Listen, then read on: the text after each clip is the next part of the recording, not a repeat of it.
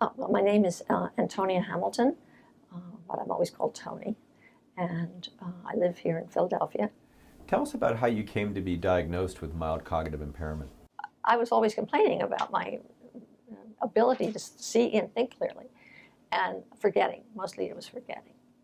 And I had lunch with a friend one day who said, "Stop talking about this and go do something. Why don't you join the normal control group at the memory center?" I thought that was a good idea, actually. And I failed the test.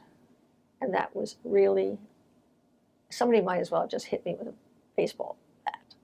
But a day or so later, I just figured this is what I'm going to have, and this is how I have to deal with this. So I started trying to figure out how. What does mild cognitive impairment mean to you? Well, it means I'm forgetting things. And at this point, I'm along the track pretty far, I think. But it just means that I can't read as well or think as well.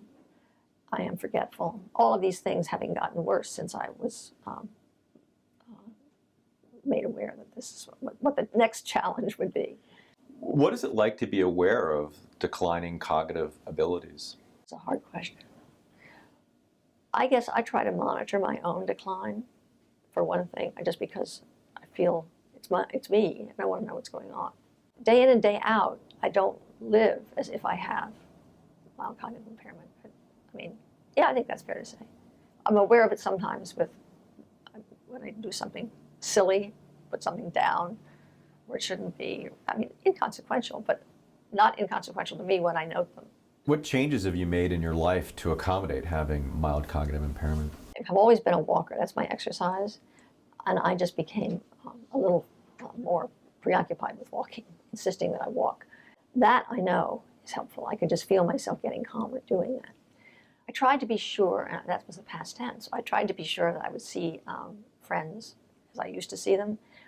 I'm not as good at keeping that up, and I feel a little sad because I think the friendships are slipping. Not that they wouldn't be delighted to see me if I turned up, but I think it's getting to the stage where it's less and less interesting for them to be involved. Do you find having mild cognitive impairment stigmatizing? No, I don't think it is stigmatizing. I see it just as a fact, and that fact makes my life not as easy as it used to be. And I think that, and I had told all my friends that I didn't want them to treat me any differently. And I would say that that's the case. In fact, I made a point of telling people. Why? Because I didn't want to be able, I mean, particularly if something came up, I don't mean that on first meeting somebody, but among friends and so on, and beyond that when it arrived, the opportunity arrived, to say, I have mild cognitive impairment. And everybody, I think, was shocked that I would say it. But that being gotten over, they know, I know. And so it's all behind us, that issue of, So has it changed the way they interact with you?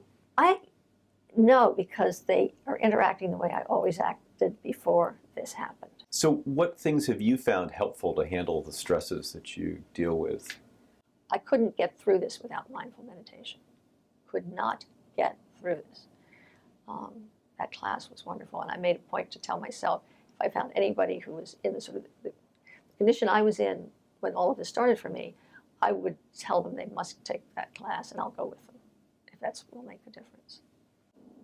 How do you think about or cope with what your future may hold for you? Well, I don't think about the future very much, on purpose, I imagine, although I haven't told my brain to shut down in that regard. I'm just now, you asked about other people, I would just say, to the extent that you possibly can, keep in touch with friends and family.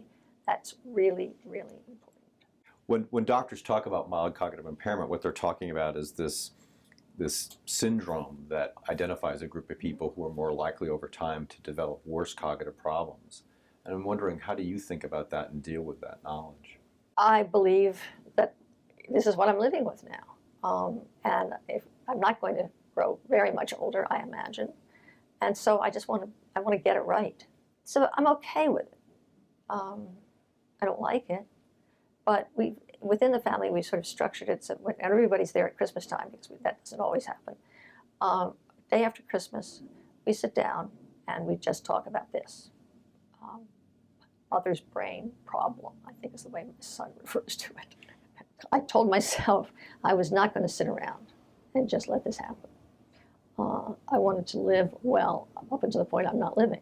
How do you cope with the possible future of decline that you may face? I hope that I will be able to get off this planet without any trouble and nothing, and having my children and my husband not implicated in any way. They know that that's what I want, but achieving that is a lot harder than this.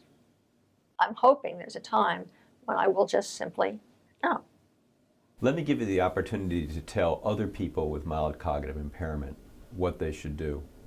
Well, I can only speak from my own experience about what has been useful and what has not been, but I would say the first thing is don't panic the way I did. And I think people have to make a decision as to whether they want to share this issue and the impact of it on you, or whether they just want to ignore it. I'd want to say to anybody who was sort of whose history is following along behind mine, that not to give up, keep moving. I think that those two aspects are what matter in my life. Also, find out as much as you can, and I'm not sure everybody's inclined to do that. Mm-hmm. But I think I want to know what's happening. Really, that's very important.